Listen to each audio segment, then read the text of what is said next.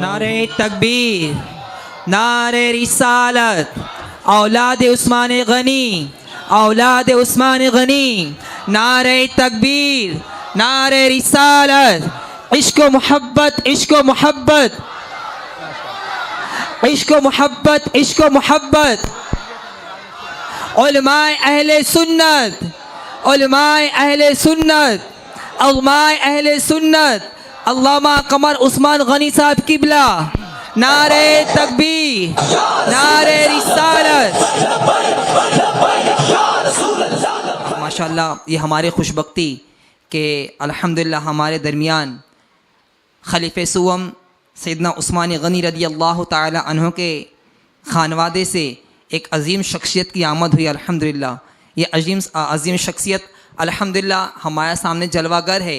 इनका दीदार करे और फैज़याब भी होएं। अब इंशाअल्लाह मैं वक्त ना लेते हुए हुज़ूर की बारगाह में अर्ज़ करूँगा, कुछ अपने मलफूज़ात से हमारे क़ुलूब को मुनव्वर मुजल्ला फरमाए। आइए हुज़ूर का इस्तक़बाल करते हैं। नारे तकबीर, नारे रिसालत, तहरीके फ़रोग़ इस्लाम, बानिए तहरीके फ़रोग़ इस्लाम अल्लामा कमर गनी उस्मानी साहिब क़िबला, नारे तकबीर, नारे रिसालत। मोहतरम हज़रात, आज हमारे शहर में मुजाहिद इस्लाम हज़रत मौलाना कमर गनी उस्मानी साहब तशरीफ़ लाए हैं। मैं आपका इस्तक़बाल करता हूँ। और अब आपकी शख्सियत मोहताज तारुफ़ नहीं है। तहफ़्फ़ुज़ नामूस रिसालत के नाम के हवाले से अब आपका नाम बच्चा बच्चा जानता है। एक बहुत ही अजीम खिदमत आप अंजाम दे रहे हैं। बहुत सारे फितने हैं जिसका मुकाबला करने के लिए अफराद कहीं नज़र नहीं आते। और तौहीन रिसालत का ये जो एक घिनौना सिलसिला हिंदुस्तान में शुरू हो गया है, इसे लेकर भी तशवीश तो हर दिल में पाई जाती है, लेकिन उसके इज़ाले के लिए अमली इक़दाम करने के लिए कोई सामने नहीं आता था, आगे नहीं आता था, कोई रिस्क लेना नहीं चाहता था, कोई जो है वो अपनी ज़िंदगी में अपने आप को डिस्टर्ब नहीं करना चाहता था, जेल नहीं जाना चाहता था। लेकिन अल्हम्दुलिल्लाह आपकी शख्सियत एक ऐसी शख्सियत है कि जो हर अंजाम से बेपरवाह होकर तौहीन रिसालत का इर्तिकाब करने वालों को कैफर किरदार तक पहुँचाने के लिए मैदान में आ गई। हम दुआ करते हैं कि अल्लाह ताला हज़रत को सलामत रखे, आपकी जान, माल, इज़्ज़त, आबरू, अस्बाब, वसाइल, अगराज, मकासिद सब की हिफाजत फरमाए अल्लाह ताला। व हाज़रीन जलसा, अस्सलामु अलैकुम व रहमतुल्लाहि तआला व बरकातुहू। अल्हम्दुलिल्लाह, अल्हम्दुलिल्लाहि रब्बिल आलमीन वस्सलातु वस्सलामु अला सय्यिदिल मुरसलीन। अम्मा बअद, फ़अऊज़ु बिल्लाहि मिनश शैतानिर रजीम। बिस्मिल्लाहिर रहमानिर रहीम। अलिफ लाम मीम। अहसिबन नासु अन युत्रकू अन यक़ूलू आमन्ना व हुम ला युफ्तनून। सदक़ल्लाहुल अज़ीम व सदक़ बल्लग़ना रसूलुहुन नबियुल अमीनुल करीम व नहनु अला ज़ालिका लमिनश शाहिदीन वश्शाकिरीन वल्हम्दुलिल्लाहि रब्बिल आलमीन। कि मोहम्मद से वफ़ा तूने तो हम तेरे हैं सल्लल्लाहु अलैहि वसल्लम। कि मोहम्मद से वफ़ा तूने तो हम तेरे हैं, ये जहाँ चीज़ है क्या लोहो कलम तेरे हैं। और मोहम्मद है मताग़े आलमे ईजाद से प्यारा, पिदर मादर बरादर मालो जाँ औलाद से प्यारा। और मोहम्मद की मोहब्बत दीन हक़ की शर्त अव्वल है, इसी में हो अगर खामी तो सब कुछ नामुकम्मल है। एक मरतबा दुरूद पाक पढ़ें। अल्लाहुम्मा सल्लि अला सय्यिदना व मौलाना मुहम्मद माग़िनिल जूदि वल करम व आलिहिल किराम व इब्निहिल करीम व बारिक व सल्लिम सलातन व सलामन अलैका सय्यदी या रसूलुल्लाह सल्लल्लाहु तआला अलैहि वसल्लम। عزیزان محترم، سب سے پہلے تو میں آج کی اس محفل کو منعقد کرنے والے تمام آرگنائزرز کا شکریہ بھی ادا کرتا ہوں، انہیں مبارکباد بھی پیش کرتا ہوں کہ انہوں نے یہ ایک ایسا قدم اٹھایا ہے جو لائق تقلید بھی ہے، لائق ستائش بھی ہے۔ اللہ تعالیٰ ان کی اس خدمت کو قبول فرمائے۔ آج علماء بھی ہیں، حفاظ بھی ہیں، مفتیان کرام بھی ہیں جن کی دستار بندی ان کے اداروں میں پہلے ہو چکی ہے۔ آج ان کی حوصلہ افزائی کے مقصد سے یہ محفل منعقد ہوئی ہے۔ ان کی اہمیت کیا ہے؟ تبلیغ دین کے لیے ان کا ہونا کتنا ضروری ہے، ان تمام پہلوؤں پر خطیب اہل سنت حضرت مولانا یوسف رضا قادری صاحب نے تفصیلی طور پر گفتگو کی۔ میں کوئی لمبا چوڑا خطاب نہیں کرنے کے لیے بیٹھا، بس چند گزارشات ان فارغین کی بارگاہ میں ہوں گی اور چند باتیں آپ سے۔ فارغین کی بارگاہ میں عرض یہ ہے کہ آج اللہ تبارک و تعالی نے آپ کو وہ موقع میسر کیا ہے کہ جب دین متین کی خدمت کے لیے آپ کے سامنے بہت سے مواقع آ رہے ہیں اور آئیں گے انشاءاللہ، میدان عمل میں جانے سے پہلے لازم و ضروری یہ ہے کہ آپ کا اپنا کردار، اپنی عملی زندگی بہت اچھی ہونی چاہیے،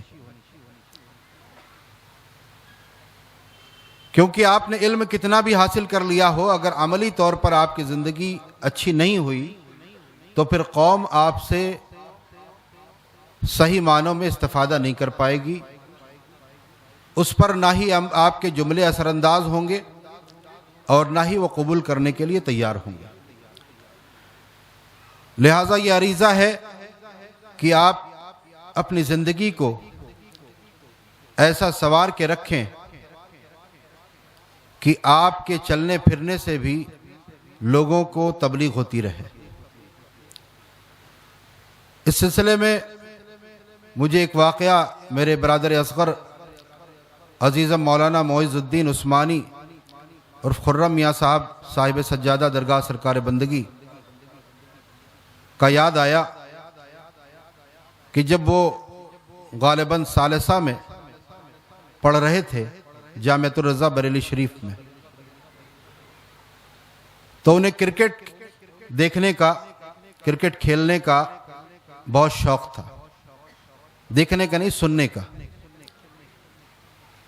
ایک دن وہ چھٹی میں گھر آئے ہوئے تھے، گھر پر چونکہ کبھی الحمدللہ ٹی وی رہی نہیں، لیکن وہ شوق اور ذوق اتنا زیادہ بڑھا کہ ایک دن جب میں گھر میں داخل ہوا تو مجھے معلوم ہوا کہ خرم میاں گھر میں نہیں ہیں، کہیں پڑوس میں گئے ہیں۔ مجھے کچھ شک ہوا، میں اپنے ایک ماموں رشتے کے تھے ان کے گھر پہنچا تو دیکھا ٹی وی چل رہا ہے، میچ آ رہا ہے، کوئی ٹورنامنٹ چل رہا ہے اور وہ بیٹھے ہوئے دیکھ رہے ہیں۔ میں نے ان کو دیکھا، انہوں نے مجھ کو دیکھا، بغیر کچھ بولے ہوئے میں واپس آ گیا۔ پیچھے سے وہ آ گئے، تھوڑی دیر تو وہ انتظار کرتے رہے کہ میں کچھ کہوں، لیکن میں نے کچھ بھی نہیں کہا، میں بالکل خاموش تھا۔ انتظار کرنے کے بعد انہوں نے کہا کہ بھیا مجھے معاف کر دیجئے، تو میں نے ان سے برجستہ کہا کہ معافی کا معاملہ تو الگ ہے، لیکن ابھی میں مفتی نشتر فاروقی صاحب کو فون کرتا ہوں کہ تمہارا خارجہ کر دیا جائے۔ وہ پریشان ہو گئے کہ ایسا کیوں کر رہے ہیں؟ میں نے کہا اس لیے کہ تم جاہل رہو گے تو خود ہی گمراہ ہوگے، دوسروں کو گمراہ نہیں کرو گے۔ لیکن اگر تم عالم بنے اور یہ سب حرکتیں کرتے رہے تو پھر قوم گمراہ ہوگی. لہٰذا ہمیں اپنے خاندان میں ایسا عالم نہیں چاہیے. رب کریم کا فضل ہے کہ اسی دن سے ان کے ساتھیوں نے بعد میں مجھے بتایا کہ اب تو کرکٹ دیکھنا سننا سب دور کی بات ہے, اب تو وہ کرکٹ کھیلنا بھی انہوں نے چھوڑ دیا. وہ حیرت میں تھے کہ جسے اتنا عشق ہو کہ جس وقت میچ چلتے تھے تو ریڈیو ان کے کان میں مستقل لگا رہتا تھا. ایسے ماحول میں اتنی تبدیلی آ جانا. یہ باتیں میں اس لیے عرض کر رہا ہوں کہ آپ بھی اس بات پر توجہ رکھیں. ایسے بہت سے معاملات ہیں کہ ہم جن پر توجہ نہیں دیتے, ہماری بدعملی کی وجہ سے لوگ بدعمل ہو جاتے ہیں.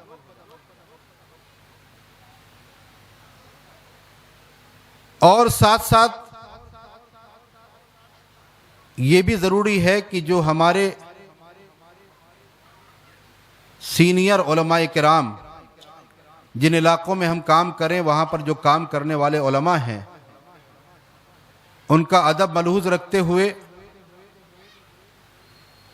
ان کی خدمات کا اعتراف کرتے ہوئے ہم اپنا کام کریں. یہ نہیں کہ آج ہم نئے نئے آئے ہیں تو ہم جو کر رہے ہیں وہی صحیح ہے, وہی سب کچھ ہے اور باقی کسی نے کچھ نہیں کیا. تو یہ بھی ہمارے ذہن میں نہیں رہنا چاہیے.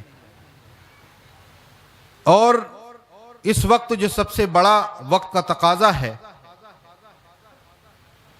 وہ آپ کی یہ ذمہ داری ہے کہ آپ امام بنے یا مدرس بنے یا کچھ بھی بنے, سب سے بڑی آپ کی ذمہ داری یہ بنتی ہے کہ آپ لوگوں کے دلوں سے خوف نکالنے کا کام کریں.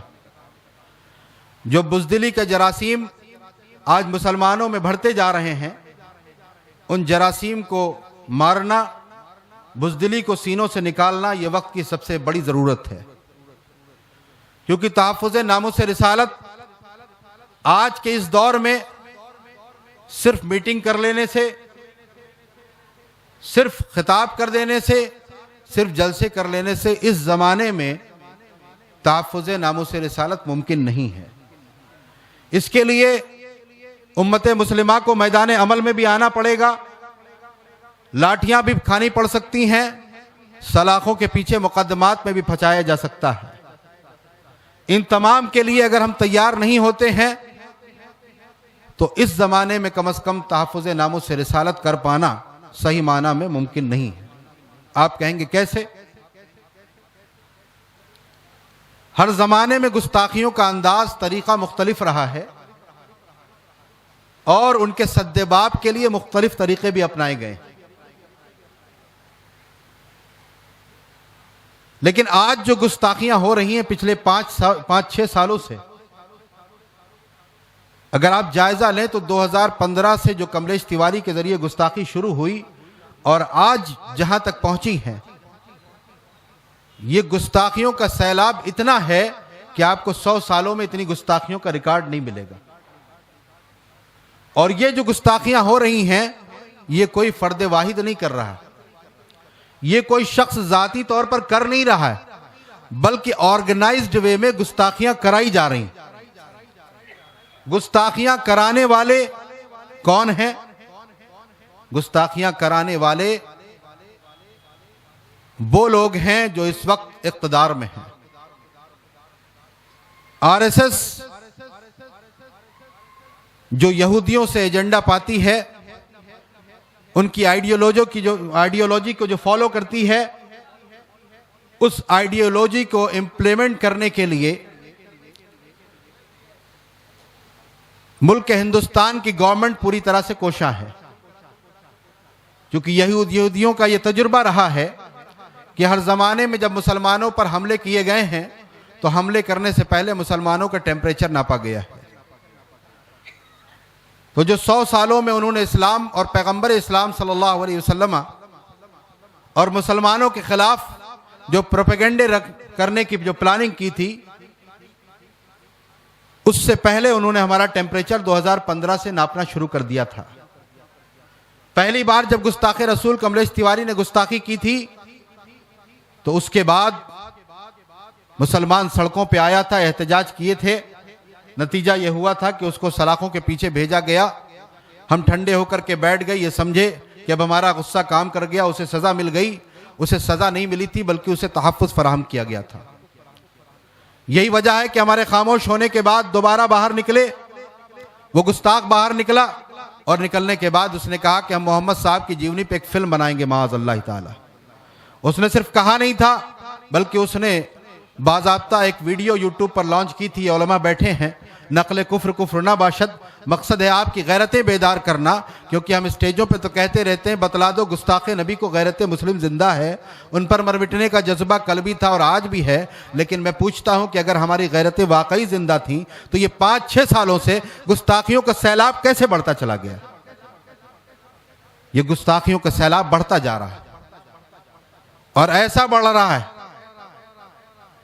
کہ 2020 تک یہ سلسلہ اس طرح رہا کہ لوگ کمروں میں بیٹھ کے ویڈیو بناتے تھے, پریس ریلیز لکھتے تھے, اور وہ پرنٹ میڈیا, سوشل میڈیا کے ذریعے عام ہوتا تھا, یا کسی اسٹوڈیو میں بیٹھ کر دیتے تھے. لیکن آج عالم یہ ہو چکا ہے کہ گستاخیاں پریس کلب آف انڈیا میں بیٹھ کر کے کی جا رہی, گستاخیاں جنتر منتر پہ اکٹھا ہو کر کے کی جا رہی, گستاخیاں تریپورہ میں ریلی نکال کر کے کی جا رہی, گستاخیاں کتاب چھاپ کر کے اسے باقاعدہ کوریئر اور پوسٹ کے ذریعے مسلمانوں کو بھیج کر کے گستاخیاں کو پھیلایا جا رہا ہے. لیکن اب بھی ہم حکمت اور مصلحت کے نام پہ بزدلی کا شکار ہیں اور بزدلی کا شکار کرتے چلے جا رہے ہیں. آج ہمیں اس بات کو سمجھنا ہے کہ اگر ہمیں اس کا سدباب کرنا ہے تو ہمیں ان لوگوں سے لڑنا پڑے گا جو یہ گستاخیاں کرا رہے ہیں. وہ کرانے والے کون ہیں؟ وہ حکومت وقت ہے, وہ RSS ہے. ہمیں اس سے لڑنا پڑے گا. اور ایسا نہیں ہے کہ کوئی بڑی بات ہے. ہم نے جب انگریزوں کے چھکے چھڑا دیے تو یہ کیا چیز ہے؟ کل ملک انگریزوں کا غلام تھا, آج RSS کا غلام ہے. انگریزوں سے آزاد کرانے کے لیے سب سے بڑی قربانی مسلمانوں نے بالخصوص علماء اہل سنت نے دی ہے. آج بھی ہمیں میدان عمل میں آنا پڑے گا. آج ہمارے پاس جو آئینی حقوق ہیں, آج جو کانسٹیٹیوشنل رائٹس ہیں, ان کا یوز کرتے ہوئے اگر ہم میدان عمل میں نہیں آئے تو عزیزان محترم پھر ہمارا دعوی عشق ہی رہے گا, لیکن صحیح معنی میں ہم تحفظ ناموس رسالت کرتے ہوئے نظر نہیں آئیں گے. اور اس کے لیے ہماری باز پرس ہوگی. دنیا میں تو ہم ایک دوسرے کو کتنے بھی بہانے بتا سکتے ہیں, لیکن جب رب کائنات کی بارگاہ میں سوال ہوگا تو پھر کوئی بہانہ نہیں چلے گا. اس لیے آج لے ان کی پناہ, آج مدد مانگ ان سے, کل نہ مانیں گے قیامت میں اگر مان گیا. مصطفیٰ صلی اللہ علیہ وسلم کی شفاعت کی تو امید رکھتے ہو, لیکن ان کی بارگاہ میں گستاخیوں پہ گستاخیاں ہو رہی ہیں. ہم اپنی زندگی میں مست ہیں, اپنے کاروبار, اپنے بزنس, اپنی بلڈنگیں بنانے میں, ان تمام مسائل میں ہم الجھے ہوئے ہیں. آج ہمیں اس بات کو سمجھنا پڑے گا. اگر دوبارہ اس نے جب گستاخی کی تھی اسی وقت ہم میدان عمل میں آ گئے ہوتے تو آج یہ گستاخیوں کا سیلاب نہیں ہوتا. ایسا نہیں تھا کہ اس وقت لوگوں کے پاس, لوگوں کے سینوں میں عشق رسول نہیں تھا, ایسا نہیں. لوگوں کی فکریں, جیسا بھی حضرت نے بتایا, لوگ چاہتے تھے کچھ ہونا چاہیے, لیکن پرابلم یہ تھی کہ ہمارے پاس نہ کوئی ایسی ملکی سطح پر گائیڈ لائن تھی, نہ کوئی ایسا پلیٹ فارم تھا. انہی حالات کو محسوس کرتے ہوئے 5 دسمبر 2016 کو تحریک فروغ اسلام کی بنیاد بارگاہ سرکار غریب نواز میں ہم نے رکھی. اور آج جو تحریک کے کام ہیں وہ آپ کے سامنے ہیں, آپ کو بتانے کی ضرورت نہیں. ابھی تریپورہ میں ہمیں 19 دن سلاخوں کے پیچھے رکھا گیا.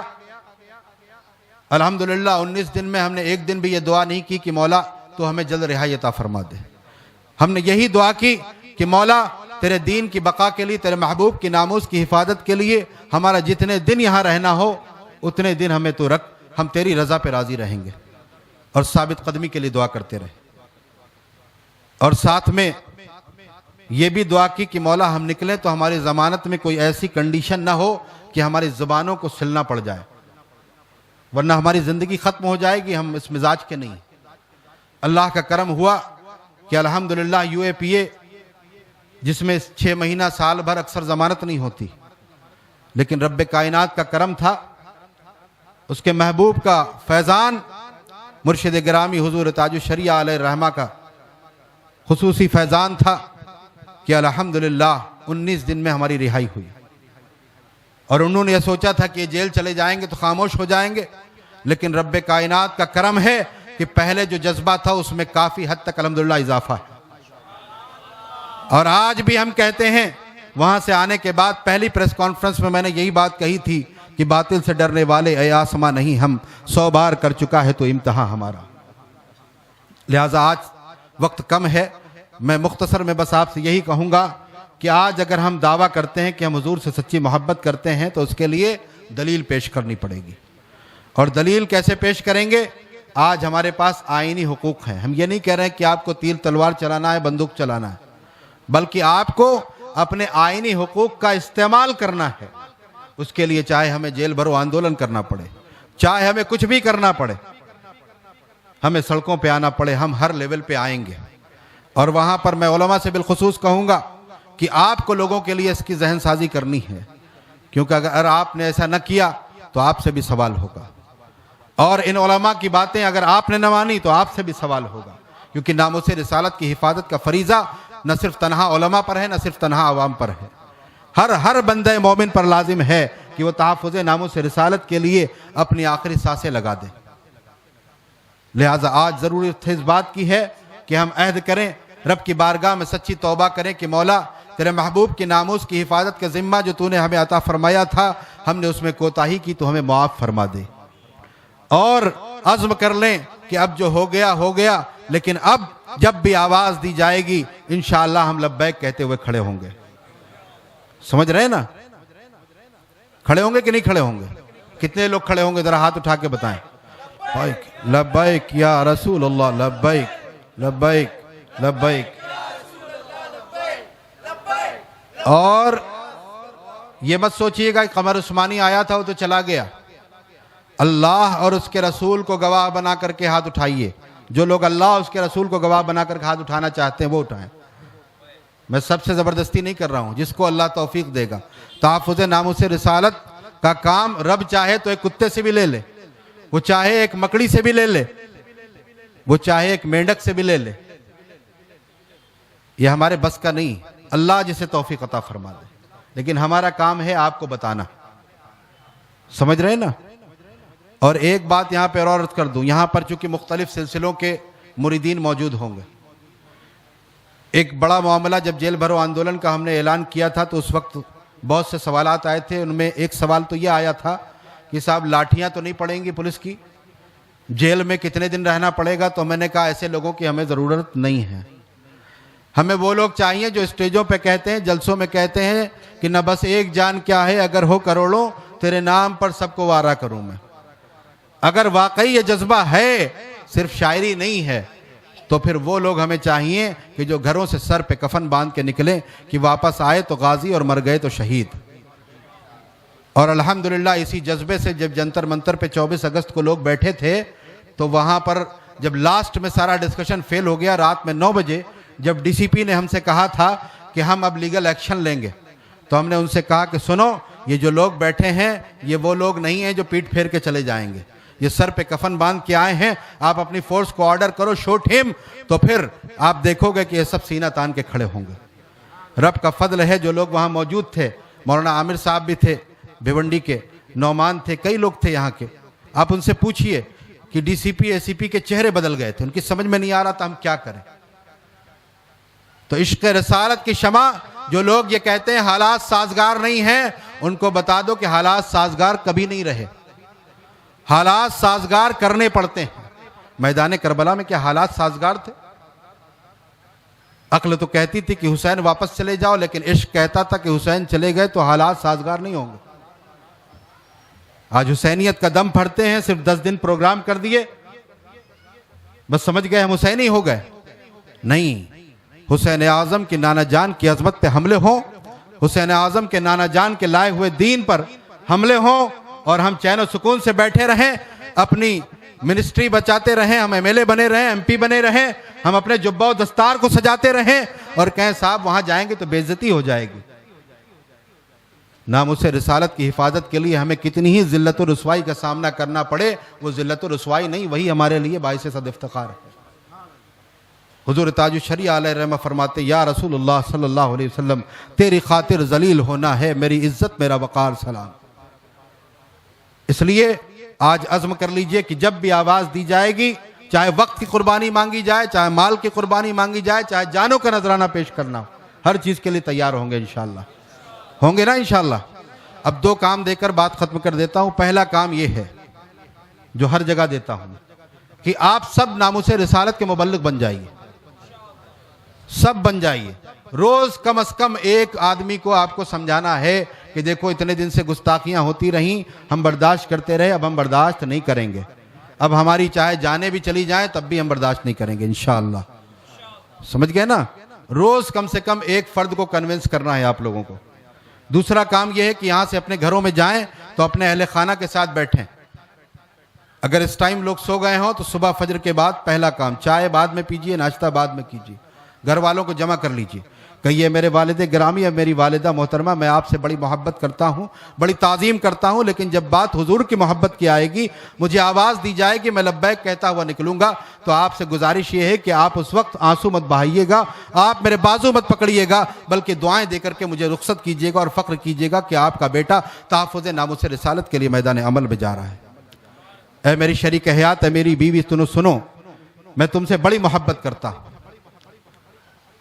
میں تم سے بڑی محبت کرتا ہوں، لیکن سنو، میں کائنات کی ہر شے سے زیادہ اپنے نبی صلی اللہ علیہ وسلم سے محبت کرتا ہوں، لہٰذا جب حضور کی عظمت کی بات آئے گی، میں میدان عمل میں آؤں گا تو مجھے تم روکنا مت، آنسو مت بہانا، اپنے آنچل کو پھیلا کر کے دعا کرنا اور فخر کرنا کہ تمہارا شوہر ناموس رسالت کی حفاظت کے لیے میدان عمل میں جا رہا ہے۔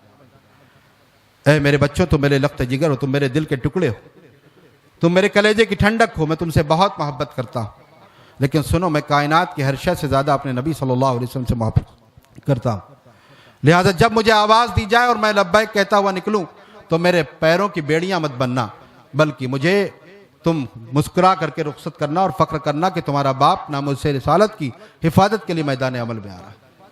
عزیزان محترم، یہ باتیں اس لیے کہہ رہا ہوں کہ آج خوف اور بزدلی اتنی ہمارے اندر ہے کہ اگر ہمارا نوجوان آگے بڑھتا ہے تو بوڑھا روکتا ہے، اور یہ خوف و بزدلی پھیلائی گئی ہے باقاعدہ موب لنچنگ کر کے، ان کی ویڈیوز وائرل کر کے، اور ہمارے نوجوان دھڑا دھڑ اس کو وائرل کرتے ہیں۔ ان کا مقصد یہی ہے کہ تم زندہ تو رہو، لیکن زندہ ایسے رہو کہ زندہ رہتے ہوئے بھی مردہ ہو جاؤ۔ ہمیں اس سے باہر نکلنا ہے۔ ہم زندہ قوم ہیں، ہم امامت و قیادت کے لیے پیدا کیے گئے، غلامی کے لیے پیدا نہیں کیے گئے۔ آج ہماری مساجد میں کتنے نمازی نماز پڑھیں گے؟